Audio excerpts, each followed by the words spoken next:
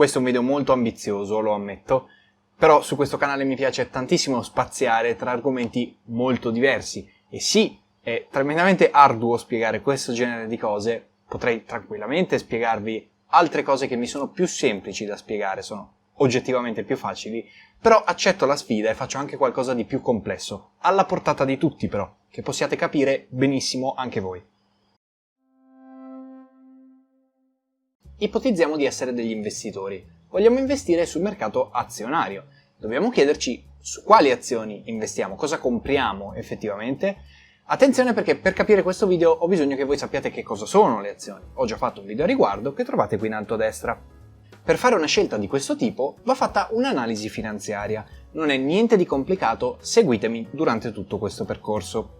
La maggior parte degli investitori, soprattutto quelli inesperti, e purtroppo moltissimi miei colleghi qui su YouTube con canali di finanza personale usano solo questo metodo, fanno l'analisi tecnica. L'analisi tecnica è uno dei metodi di analisi finanziaria che si basa sullo studio degli andamenti passati, quindi storici, per cercare di prevedere ciò che avverrà in futuro. Studiando questo genere di grafici si cerca di andare ad individuare i cosiddetti trend, ovvero le tendenze, quei pattern, quelle figure geometriche dentro al grafico che ricorrono sempre uguali, per cercare di prevedere come si comporterà in futuro quell'azione. Questi grafici sembrano qualcosa di molto difficile, tuttavia sono semplicemente l'unione di tanti piccoli puntini che segnano a quale prezzo era quell'azione in quel determinato momento. E l'obiettivo, osservando gli andamenti storici, è cercare di prevedere quale sarà il prezzo futuro, il prossimo puntino, dove sarà posizionato, se sopra oppure sotto. Ovviamente queste sono semplificazioni. Facciamo un esempio per capire meglio. Se io in un grafico individuo una serie di puntini che è sempre crescente nel tempo, allora posso verosimilmente pensare che quel trend continuerà, quindi cerco di entrare nel momento in cui penso che il trend possa continuare ad aumentare, quindi acquisto l'azione in un determinato momento pensando che questa azione salga di prezzo nel tempo. Ok. Successivamente, nel momento in cui penso che quel prezzo sia decisamente troppo per quell'azione, quindi probabilmente a breve tornerà a scendere, vendo questa mia azione. Il profitto non è nient'altro che la differenza tra il prezzo al quale l'ho venduto e il prezzo al quale l'ho comprato. Ed è proprio per questo che io cerco di comprarlo quando è a un prezzo inferiore rispetto al prezzo al quale voglio venderlo.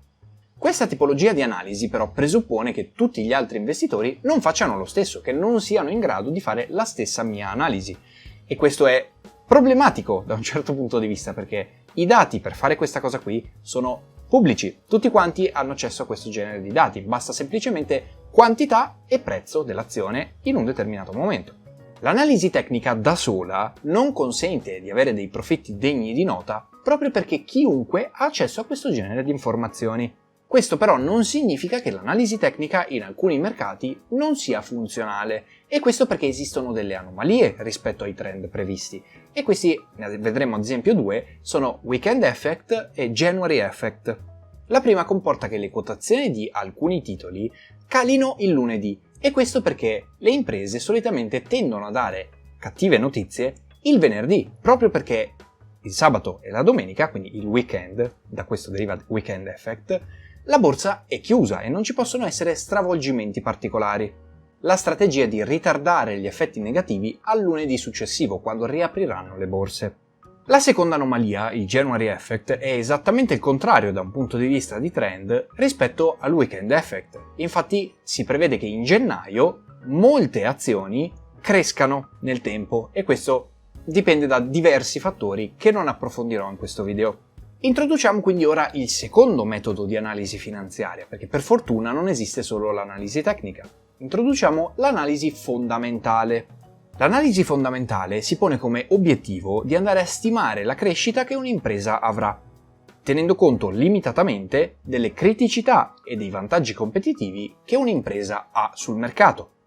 Si vanno ad analizzare i bilanci, i business plan e un sacco di altri documenti disponibili, e poi si cerca di stimare quale sarà la crescita, oppure la decrescita, sul mercato del titolo che stiamo analizzando.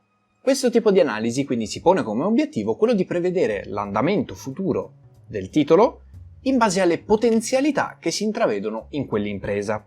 Gli elementi ai quali si fa riferimento sono veramente tantissimi, quindi per provare a capire meglio di che cosa si tratta cercherò di fare un esempio semplificato con i titoli Tesla. Io oggi, ovviamente sto inventando, penso che il prezzo delle azioni Tesla sia molto sottostimato rispetto al reale valore e quindi credo che in futuro crescerà il prezzo delle azioni di Tesla, perché Tesla ha fatto tantissimi investimenti molto mirati in un determinato settore che è in espansione e i suoi competitor sono in difficoltà. Tutto inventato. Se la società cresce come io mi aspettavo, allora crescerà di pari passo anche il prezzo e quindi io, avendo acquistato oggi, un domani venderò facendo dei profitti.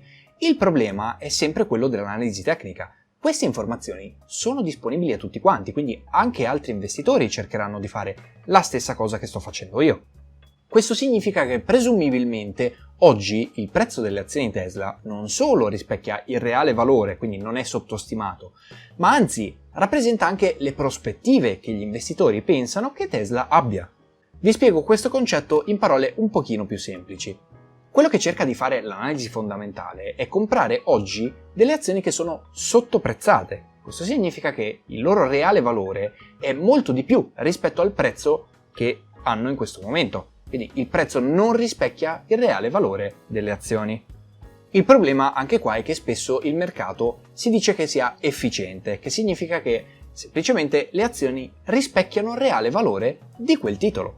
Abbiamo detto quindi che l'analisi tecnica da sola non è così tanto conveniente e neanche l'analisi fondamentale. Queste due messe insieme sono un pochino meglio che usarle singolarmente, ma esiste una terza via.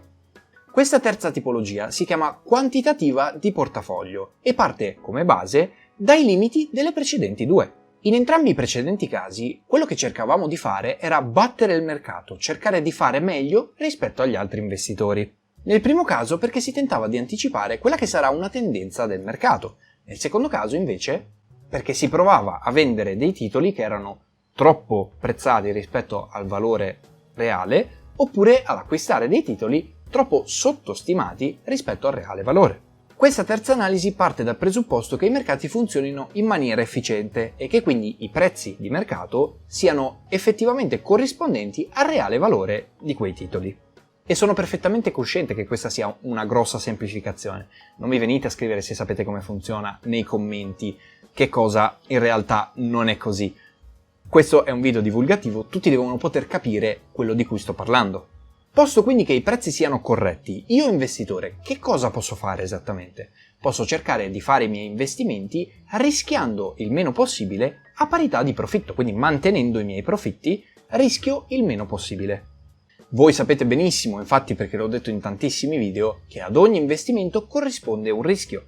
Quello che vuole fare questo tipo di analisi è essere coscienti del rischio, abbassarlo il più possibile, senza sacrificare il profitto.